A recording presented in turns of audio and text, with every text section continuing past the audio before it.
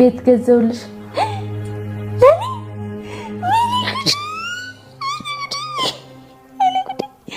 ለመናገር ሰይድ መቼም ቢሆን አያገባትም። ዝም ብላችሁ እናንተ መቼም አታገባትም። እኔ በህይወት እያለሁ ወይ ደግሞ እኔ ራሴ ህይወት ሳይኖረኝ ሃንጋ አኒ ልቡላን ጅሩ ዮምሌ ታናን ሂፉላ የትሌ ህያድኒ ጀቻ ጅርቲ ጀቹ ሱመያ ወኒ ኤዳ ሰይዶን ኢንተለተን ራፉ ደደቤ ዋን ጅሩ ወሂቱ ጅራ ኑገሉ ዲዲ መለ dhugaadha namni nama ta'e namni jaalata akkuma nama jaalatu san nama jibbamtee jirtaati hawaasa keenya biratti jibbamtee jirta nama aqlii qabu jaalattoota Saidoo biratti jibbamtee jirta dhibbaan dhibbatti akkamitti har'a as deebitee afaan kamiin Sumayyaan Saidoon ijoollee isaatiifuu abbaa gaarii ta'uu isaa hin beekuu jettee nutti himta nutuu hin beeyna abbaa gaarii ta'uu isaa wanni isiin akkanatti qomadhattee edaa yeroo mara Saiditti taphattee nullee qalbii cabsitee isallee qalbii cabsitu waan itti amantii wahii qabdii jechuudha. Saidoon harka kiyyaa bahuu hin danda'u. Eessallee dhaqee hanga itti taphadhee booda anatu haadha warraa isaa taaka jedhu ofitti himtee of amansiiftee jirtii jechuudha Sumayyaa. Yaa harka fuunee akkam jirtu hordoftootaa fi kabajamtoota kiyyaa akkam jirtan nagaa keessanii bakkuma jirtanitti nageenyi kiyya ka'uun irraa maddee isin haa ga'u isiniin jecha. Egaa walitti deebiin egaa maaliin deebitee yoo ka jettan taate waan ajaa'ibaati. Dhugaa rabbii dubbachuuf har'a gammachuu tokko qaba. Jireenyi addunyaa akkanaa miree hordoftootaa fi kabajamtoota kiyya. Gaaf tokko hin gammadda, gaaf tokko hin gaddita, gaaf tokko hin yaadda. Jireenya addunyaa tokko akkana qaba. Ammallee immoo guyyaa tokko yoo hin gammanne sammuun teetun waan bashannansiisaa ofitti himtee waan bashannansiisaa argitee waan si gammachiisu akkas ilaayu akkas osoo ta'e jettee qalbiin si yaaddu yoo argite hin gammadde bashannante. Yeroo mara immoo ammallee gadduu fi aaruun umriillee isaa jedhanii bareedallee miti. Kanaaf gammachuu guddaa tokkoon qaba. Akkuma san immoo hordoftoonni kiyyaa fi hordoftoonni takkaa'uu jaalattoonni Said Bayaan kaleessaa fi har'a gammachuu guddaa tokko qabdan abdiin qaba. Maaliifuu waan nama gammachiisu waan silaa osoo akkas ta'e jennee hawwaa turre ani hawwaa ture isinillee hawwaa turtantu ta'ee jechuudha. Rabbi dhugaa godhee nu agarsiisuu isiniin jedha. Gammachuu Saidillee ibsachaa waan Sumayyaan keessa jirtuu fi akkaataa Sumayyaan amma itti jirtu haasaa isiin godhaa jirtu irraa waan xiqqoo tokko laalla. Hanga dandeenyeen waan Sumayyaan jettellee ilaala irraa haasofna jechuudha. Dhugaa rabbi dubbachuuf waan dhugaa lafa jiru Said Bayaanii fi jaalattoonni Said Bayaan baga gammaddan. Said Bayaan hedduu takka na gammachiifte kaleessa maaliifuu waan silaa Saidoon osoo akkas godhee jennee hawwaa turre anillee qalbii kee keessatti hawwaa ture akkasuma hiriyoonni kee kabirallee hawwaa turan jaalattoonni keellee Saidoon maaf akkas godheen nu agarsiifne jedhanii hawwaa turan gootee godhuuf deemta nu agarsiifte rabbiin walitti sii qabee akka nu yaadnu fi akka ati yaaddutti akka bultii gaarii bultii bareedduu ijaarattu abdii qabnaa inshaallah. Tarkaanfii sirrii fudhattee tarkaanfii fudhatamuu qabu fudhattee anillee kasiin jechaa jiru kana jaalattoonni keellee kasiin jechaa jiran kana hiriyoonni kee kabirallee kasiin jechaa jiran kana jechuudha. Hanga yoom jireenya kee kana burjaajessitee intala tana jala deemtee waan isin jettu dhageettee jireenya kee burjaajessita intala itti dhiisi Sumayyaa itti dhiisi akka feete haa taatu jireenya kee haaraa ijaaradhu jireenya kee haaraa oofadhu siin jechaa turre atillee sanuma godhaa jirtaa jechuudha. Hedduu takka waan gaariidha bareeda akkasitti immoo Sumayyaallee dheengadda maal jette Sumayyaa Saidoo yoo dhiira ta'e fuudheen haa agarsiisu jette dhiira ta'uu isaan beektu ati Sumayyaan namni gariin yeroo tokko haasa'ullee addaan baafatu. Sumayyaan dhugama rabbiititti immoo duraan hin dhoofatti irraa hin mul'atu. Amma mootuyyuu dirree bahee irraa mul'ataa jira hinaaffan gubatte maraattee huccuu darbitee kararratti ba'uuf waa xiqqishoo isheef. Maaliifuu Sayyoo dhiira ta'e fuudheen haa agarsiisuu jetti. Saidilleen gubatee ilmi dhiiraa kun hin obsa malee gaafa tokko ni illi kaaya. Tamaam gaafa tokko ni illi kaaya.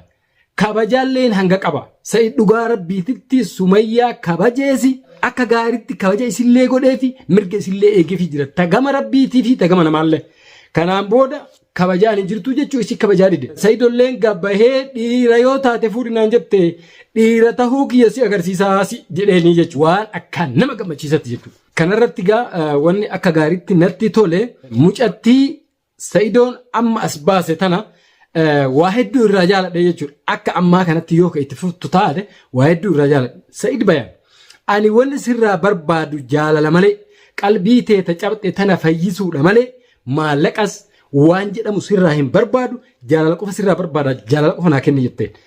Akkana kinu laal fayyaaday an dheengadallee wanni jedhe wanni Sumayyaan akkanatti Sa'id irratti boonte guyyuurraa waan qalbii nu cabsuu fi waan qalbii isaa cabsu qofa dalayduuf intala Oromoo takkaamu intala akka gaaritti kutattee wanni Sa'id irratti dalagamaa jiru kun garaa isii gubee gabbaatee Sa'id anasii jira jettu dhabnee jedhee dubbadhe. Ta akkasiisan arganne har'a intala san intalli sun jecha kiyya san dhageette na fakkaate. Bakka gammaddee hedduu takka nutti tolee rabbii walitti si haadhaabu siin jedha Sa'id kutannaa akkana sirraa barbaanna. Lammaffaa Sumayyaan har'a haasaa hedduu takka haasoyte. Sa'id yoo ani lubbuun du'ee dhabamee biyyee jala gaddeebi'e malee jette Sumayyaan. Osoo an lubbuun addunyaa tanarra jiru osoo ani argu Sa'idoon ima hin fuudhuu jette dhalaa taanii taan laaltee olumaa gadi oofta malee naggaadee dhalaa taata malee takkitti isii fuutee raha wajjin hin jiraattuu jette.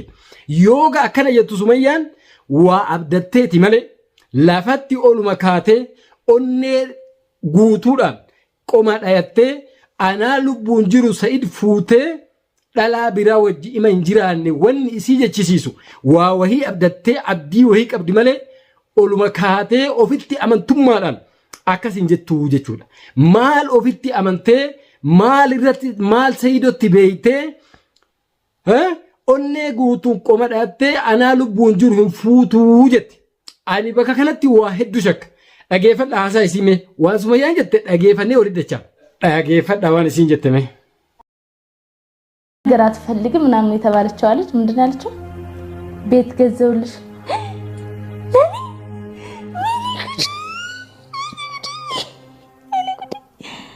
ምንም የማይፈልግ ሰው እንደዚህ ነው ምንም ማለት ካንተ ምንም ካልፈለገች ቤት ማለት በቃ ምንም ማትፈልግ ከሆነ እዚህ ያክል ደስታ ሊሰማት አይችልም እኔ አልፈልግም እንደውም የሆነች ቦል ለምን ገዛልኝ አልፈልግም ማለት ለመናገር ሰይድ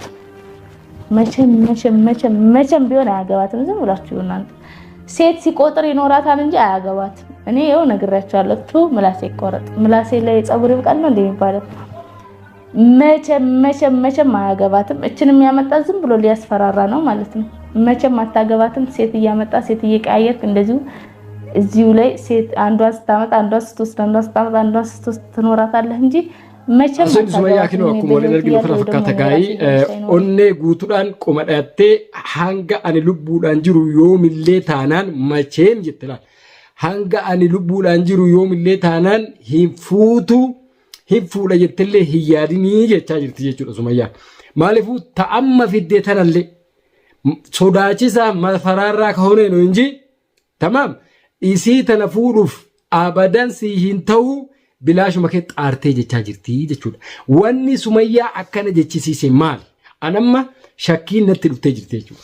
Takka Sumayyaan akka inni Sa'idoon isii tana malee hin yaada malee akka fuudhuu hin dandeenye akka godhuu hin dandeenye wahii gootee jirti moo akkami waan jedhu qalbiin na shakkite. Goote jedhee achi bahee haasa'uudhaaf natti ulfaataa jechuudha waan argeen jiru jechuudha. Garuu immoo akka ilma namaa tokkotti saayikooloojii namaa tokko teennee hoggaa yaannu Sumayyaan Sa'idoo waan goote wahii gootee jirti waan dhibbatti sammuu ofiitti himte itti amante wahii qabdi malee lafaa kaate itti nyaadhu itti dhugi hanga ani lubbuu kanaan addunyaa tanarra lubbuun jiru intala takka fuudhuu hin dandeettu akkanumaan jijjiiraa oolta malee jettee jechuudha Sumayyaan. Waa wahiitu jira jechuudha. Kanaaf soda ennaa bakka kanatti qalbiin maan namaan jetti beektanii hordoftoota kiyya. Wanni edaa Sa'idoon intala tanarraa hafuu dadhabeef yoonee nagar yaalloo nagar aallee waan jiru waa wahiitu jira nu galuu dide malee akkuma Oromoon jette dhugaanni turti malee turtee gaaf tokko ulma baatii jedhan sanii dhugaa wahiitu Sumayyaan amma haasaa kana akka keessa baase waggaa tokkoof wahii Sumayyaan takka akkana haasofne Sa'idoon intala tana qofaa miti inni erga Sumayyaan wal dhabee hin fuudha jedhee fide aayyuu fidee jira deebi'ee ammallee mootiyyuu intala takka eenyu maqaan isii dhala sadii wayiin afuri kana wajjin Sa'idoon tafidee jechuudha. Takka aartee haasoyni afaan isiitiin baane jechuudha waggaa tokko wayi. Har'a haasoyni kuni dhugaan Sa'idoo bahuudhaaf jecha afaan isiitii bahee jechuudha. Rabbi wayiin afaan isiitii baase. Maaltu kana godhe? Sumayyaan ka durii daran amma aartee jirti. Hinaafaa guddaa tokkotu keessa jira jechuudha. Maaliif haasaa isiitirraa mul'ataa jechuudha. Waan haasoytu wallaaltee afaan wal dha'uu eegalee jira jechuudha. Sumayyaa qaata obsitii duraan obsaa turte irraa hin mul'atu amma dirree bahee irraa mul'ataa jira jechuudha. Wanni isiin gabbaatee haasoyteef aaraaf haasoyte malee namni waan kana maal jedhee fudhata waan jedhu isiin itti yaadne jechuudha. Nuti immoo an akka nama tokkootitti isin waan jettan hin beeku waan wayiitti qalbiin keenya shakkitee jirti jechuudha. Wanni ta'ee wayii ta'ee jira waan ta'e immoo isii fi rabbii isiitu walitti beekaa jechuudha. Dhugaa rabbii dubbachuuf hedduu takka namatti dhagamaa jechuudha. Irra deddeebitee kakattee dubbattii jechuudha waan kana. Mallee mootiyyuu wanni isiin jettu maal jechaa jirti? Abbaa warraa kiyya hin tura malee mumkin hin tura malee itti deebi'uun kiyyan oolu. Bartoota amma Sa'idoon olii gad oofaa jiru kanaaf akka nama dhaamsa dhaamaa jirti jechuudha. Hin tura malee itti deebi'uun kiyyan oolu. Gaafa tokko immoo akka nama yaada gaarii wayii namaa kennuu wahiiti. Eenyutu mikiranyaa si godhe? Eenyutu nuu makkarisiin jedhe? Eenyutu rakkoo namarra gahuu fi rakkoo dubartootarra Sa'idoon geessu gabba hin makkarisiin jedhe? Yoom hagana guutuu gara laafummaan asiin si gahee namaa yaadde ofii keetifuu yaaduu wallaaltee bultii ta'e diidee badhee keessa deemtee akkana maraataa jirta. Intalli ati yaaddee fi gongortanii waan biraa keessa seentanii yoo inni isinitti ulfeessee isin gate yoo inni maalii isin godhe jettee gabbaatee akka nama namaaf yaade akka nama gaarii tokko gootee haasa'uu barbaadda. Hammeenya ati qabduu fi nama addunyaa kanarraa sharrii dubartii ta'uu kee akka gaarii si agarree jira. Har'a nama gaarii of gootee gabbaatee akka nama Sa'ida of yaade akka nama mootiyyuu dubartoota kanaaf yaade of godhuu barbaadda. Of hin fakkeessin laal ilmi namaa kana namni nama ni jaalata. Dhugaadha namni nama ta'ee nama ni jaalata. Akkuma nama jaalatu san nama jibbamtee jirta ati. Hawaasa keenya biratti jibbamtee jirta. Nama aqlii qabu jaalattoota Sa'idoo biratti jibbamtee jirta dhibbaan dhibbatti. Ammallee mootiyyuu Sumayyaan akka isiin hinaafan akka ajaa'ibaatitti itti jiru. Tamaam bira tartee warroota Sa'idoo jaalatu. Ajaa'ibatti ta'ee hinaafaa jirti jechuudha. Sa'idoon jegnaa goota jettanii irraa haasa'u jirtanii mee jegnummaa isaa maaliin dubbattanii silaa anaa dubbachuu qabdanii jechaa jirti jegnummaa. Silaa Sa'idoo dhiiftanii anaan jegna naan jechuu qabdanii jegna maal taate maal dalaydee jegnummaa siin jenna. Bar Sa'idoo jegna jennee wanni faarsineef anaaf jaalattoonni Sa'idoollee jegnummaa isaa akka gaariitti nu agarsiise. Tamaam isiin kuttee bakka feete haa kuttuu hin jenne waggaa tokko guutuu aarsaa kafalaa jira jechuudha. Siifis ijoollee isaatiifis jegnummaan kanaa olii ni jira zamanaadhaa kana keessa. Jegnummaan kanaa olii ni jira. Ati maal dalaydee jegnummaa sii himna? Yoo kijibaan guyyuu nu guute, yoo guyyuurraa hamilee Sa'idoo cabsuu taate, yoo guyyuurraa hamilee jaalattoota Sa'idoo cabsuu taate malee wannuma nu gammachiisu tokko ka ati dalaydee gabbaanee Sumayyaa jegnaa siin jennu maaltu jira? Oluma kaatee seenaa abbaan tokko dalageen faarfamuu barbaaddaa? Abadan hin ta'u hin faarfamtuu jechuudha seenaa namni tokko dalagee. Kanaaf jecha ammallee mootiyyuu Sa'idoon abbummaa ijoollee Sa'idoon abbaa gaariidha. Abbummaa gaarummaa isaa ijoollee isaatiin mul'ise jettanii haasoytanii jetta. Sumayyaan akkana jettee haasoytii jechuudha. Abbummaa gaarummaa isaa akka gaariitti nu mul'isee nu agarsiisee jira. Ijoollee isaatiif jecha aarsaa meeqa kaffalee bakka lubbuun isaan barbaanne dhaabbatee bakka lubbuun isaa deemuun barbaanne deemee aarsaa guutuu guddaa waan sila abbummaan gaariin qabu kafalee nu agarsiisaa jira. Akkamitti har'a as deebitee afaan kamiin Sumayyaan Sa'idoon ijoollee isaatiifuu abbaa gaarii ta'uu isaa hin beekuu jettee nutti himta. Nutuu hin beeyna abbaa gaarii ta'uu isaa. Har'a as deebitee Sa'idoo qeequu barbaadda. Aarsaa inni kafale san biyyee itti neexxee dhaamsuu barbaadda. Abadan hin ta'u. Dhugaa namni dhoysuu abadan hin danda'u. Tamaam ati akka keetitti Sa'idoon abbummaa ijoollee isaatiifuu hin mul'ifnee maal godhee akkam godhee abbummaa ijoollummaa isaa mul'ise kan isin gabbaatanii abbaa gaariidha jettanii haasoftanii jettee nutti himaa jirta. Mul'isee jira abbummaa.